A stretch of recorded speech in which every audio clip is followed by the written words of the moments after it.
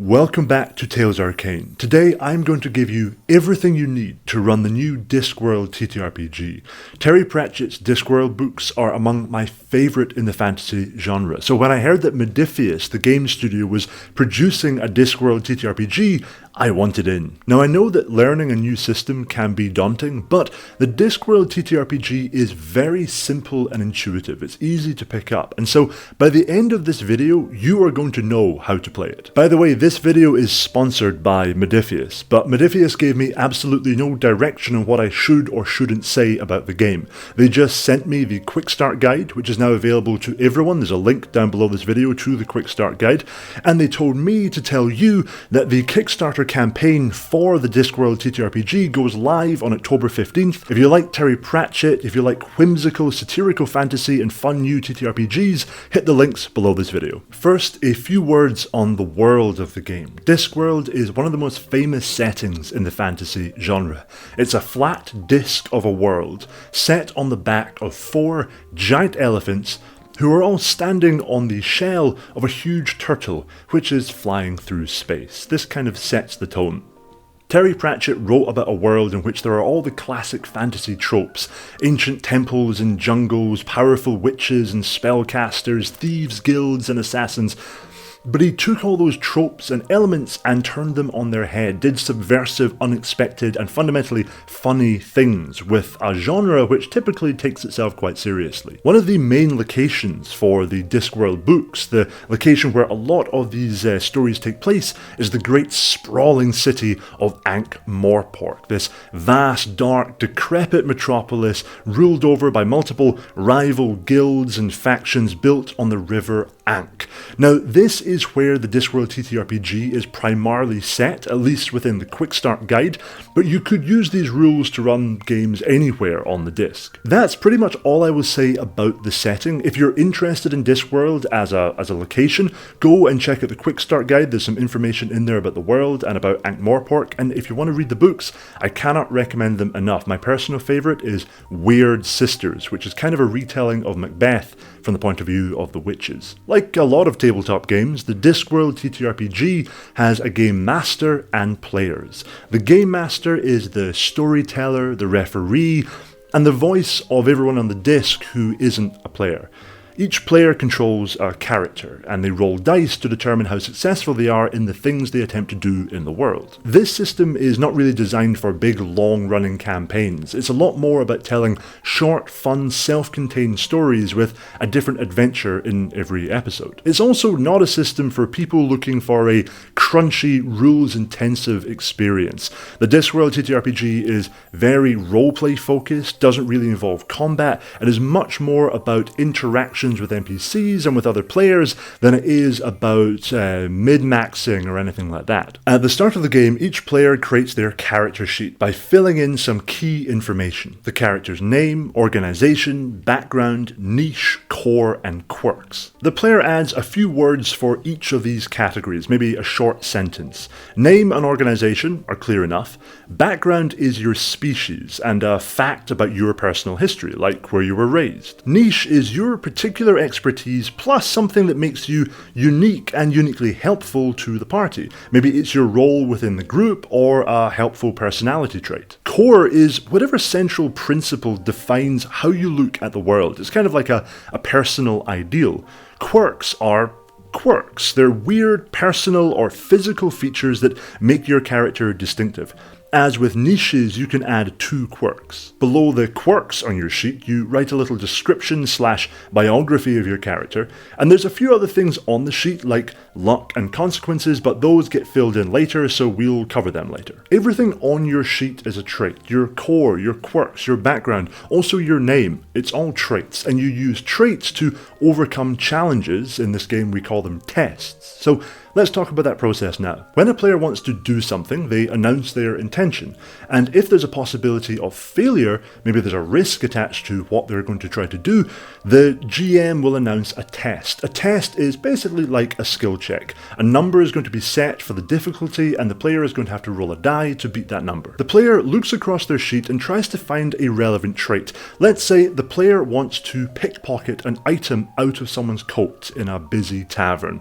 They announce their intention attention, and they say that the trait they want to use is light-fingered. They wrote light-fingered in their niches, so they think this feels relevant to the situation. After all, light-fingered implies that they are light-fingered, delicate in their movements, have the capacity to quietly take something out of someone's pocket without anyone noticing. They explain all this to the Game Master. They justify the trait they're going to use. The Game Master listens to this and thinks, you know what, that justification makes sense. This feels like a really relevant trait, and so I'm going to give you the best possible die to roll, a d12. The highest die the player can roll is a d12, the lowest is a d4. The Game Master then rolls the challenge determining die. It's always a d8 that the Game Master rolls. The player rolls their d12, Game Master rolls a d8.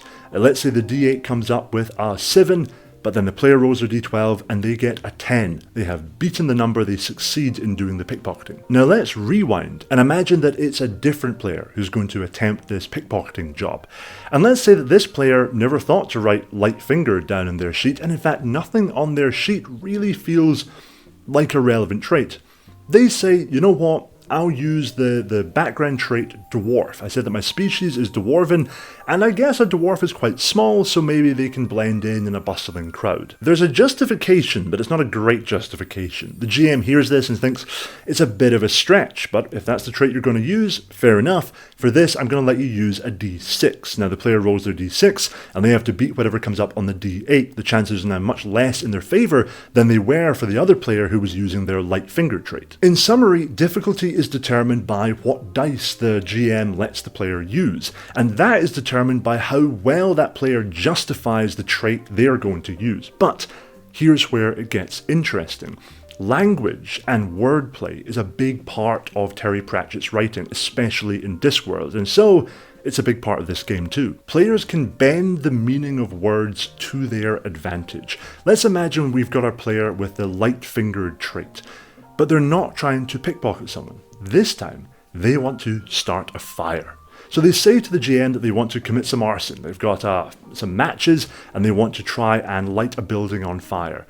The GM says, okay, what trait are you going to use? And the player says, I want to use light-fingered because I'm going to be lighting a fire with my fingers, because I'm going to be holding with my fingers the matches. Now, that's a stretch, but it is kind of within the rules of this game, because the Discworld TTRPG rewards and encourages players to bend language to suit their needs. The GM hears this justification, the GM rolls their eyes and sighs heavily, and then says, honestly, it checks out. You get a d10 for this, and the player rolls their d10. This is not a bug in the system, this is a feature. It is the feature of the system. Now, on the character sheet, underneath the area where you have your little character description, you have consequences, and this is where you note down the consequences of your failures. Because when you go into a test and you fail, you can take a consequence. For example, if you try to jump from one building to another across an alleyway and you fail that test, you plummet to the street below, your consequence might be a sprained ankle on the cobblestones. Consequences can linger for a while. A sprained ankle might last through the rest of the game. So later, when the player is running away from a troll and it becomes a test to see if they can outrun the monster, that's going to count against them. The GM will notice that they have that consequence noted down, sprained ankle, and they'll say, well, because of that, you're going to be rolling a slightly lower die to beat the test. Consequences come in 4 categories: inconsequential, minor, major, and exceptional. Inconsequential is something pretty small that doesn't linger for that long. Maybe you trip and fall, and your consequence is you're covered in mud. That's going to last until you take a bath. At the other end of the spectrum, you have the exceptional consequences. These are major catastrophes, and could be, for example, a player's death. Players don't often die, they don't have hit points, and they rarely engage in combat. But for example, if one of them is going to try to jump over a pit of lava and they fail that test, they might suffer the exceptional consequence of burning to death in lava. By the way, if you roll to beat a test and you get the same number as the d8 that the GM rolls, you kind of get a tie situation where you succeed, but you also take the consequence. Players will also notice a thing called luck on their character sheets. Luck is a resource they can spend to make their lives and their friends' lives a little easier. Luck is awarded by the GM for excellent roleplay, outrageous bending of the rules, terrible puns, It's Discworld's version of inspiration, although a player can have up to 4 luck at a time. If you fail a test, you can spend one of your luck points to take the consequences down 1 level. So for example, you failed a test and consequently you are falling out of a window, plummeting towards the streets below.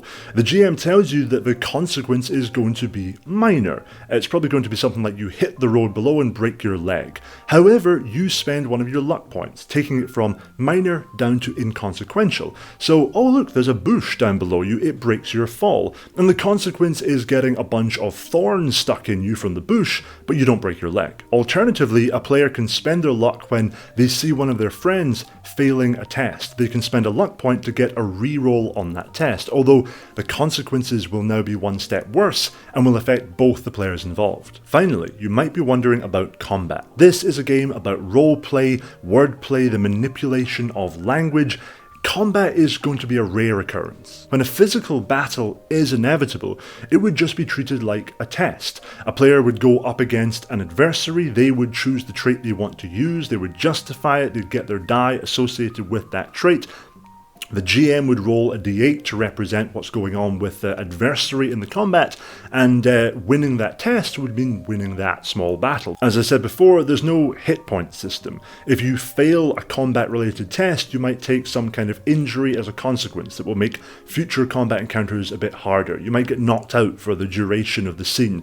It's not going to be a hard and fast thing like you lose X number of hit points and then you die. Again, this is not a system designed for rules-heavy, long-term campaigns. This is about getting your friends together for a night of hijinks and absurd wordplay as you ramble around the strange city of Ankh-Morpork, getting into trouble. It's a very simple, easy game to pick up, and if you watch this far in the video, you basically know how to play it now. If you want to get the written version of these rules, I've got a link to the quick start guide down below this video. And if you want to back the Discworld TTRPG over on Kickstarter, there's a link down there as well. Massive thank you to Modifius for sponsoring this video and also for letting me, in a very small way, be a part of a fantasy world that I love. Also, if you would like to read the Terry Pratchett Discworld novels, I would again highly recommend it. They all kind of work as standalone books within the series. You don't have to read them in a particular order, but I would suggest starting with either Weird Sisters or Mort. Weird Sisters is all about witches and Mort is all about Death. Death is a really good character in this series. He rides a motorbike. Anyway, I'll see you in the next video.